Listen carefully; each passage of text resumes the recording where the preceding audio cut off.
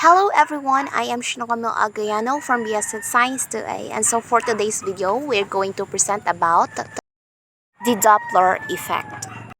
Problem: a sound source with a frequency of 790 Hz moves away from a stationary observer at a rate of 50 meters per second. What frequency does the observer hear? So we are going to use the speed of sound, which is 340 meters per second. The given is the frequency source, which is 790 Hz. The speed of sound is 340 meters per second. The VS or the VF is 15 meters per second, and the velocity of observer is 0 meters per second.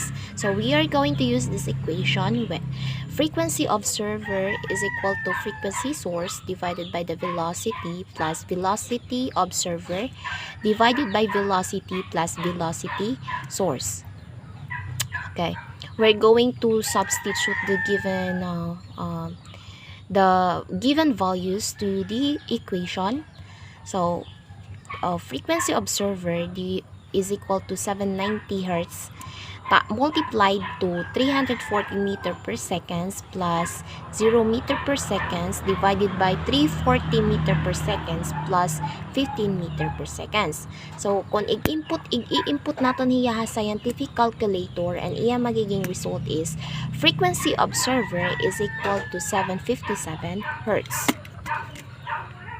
So for the second problem, a fire truck emits an 880 Hz siren. As the truck approaches an observer on the sidewalk, he perceives the pitch to be 950 Hz. Approximately, what pitch does he hear after the truck passes and is moving away? Assume the truck's velocity remains constant and that the velocity of sound in air is 340 meters per second. So this equation for Doppler effect is frequency observed is equal to frequency source multiplied to the velocity divided by velocity positive negative velocity source, where the plus sign right here applies when the source and the observer are moving farther apart, and the negative sign naman applies when they are moving closer together. In this equations, V is the speed of sound, which is 340 meters per second, and frequency source is the frequency of sound emitted by the source right here, and the frequency observer naman is the frequency perceived by the observer, and the velocity source is the relative relative velocity between the source and the observer. So through this equation, we can apply it to the first part of the motion, which we are going to solve for the velocity source first before we are going to solve for the frequency observer. So right here, the given is frequency 880 Hz and 950 Hz, tapos ang speed of sound, which is the 340 meter per second. We are required to solve for the velocity source and the frequency observed or observer. We have here the solution. We are just going to input all of the given values to the said equation.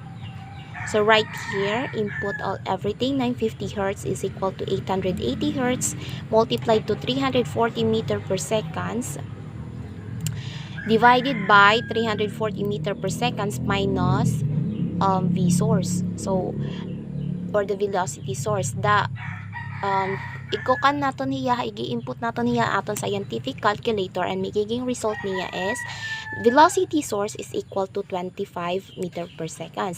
Since nakuha na natin ang velocity source, ma-proceed kita ha frequency observed, which is 880 Hz multiplied to 340 meter per second and divided by 340 meter per second. Since nakuha na natin ang velocity source 25 meter per second, i-input na gihapon natin hiya.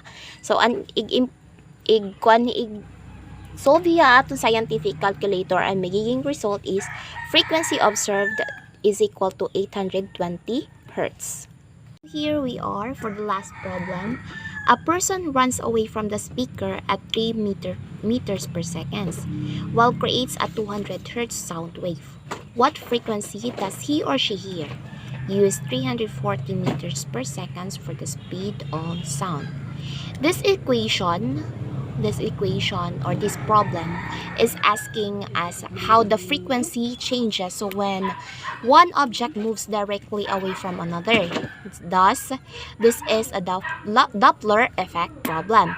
Remembering back to our Doppler effect formula, we know that the frequency is equal to C plus VR times the FO divided by C plus Vs or the velocity source, where F is the frequency heard by the recipient or the person who's at the concert,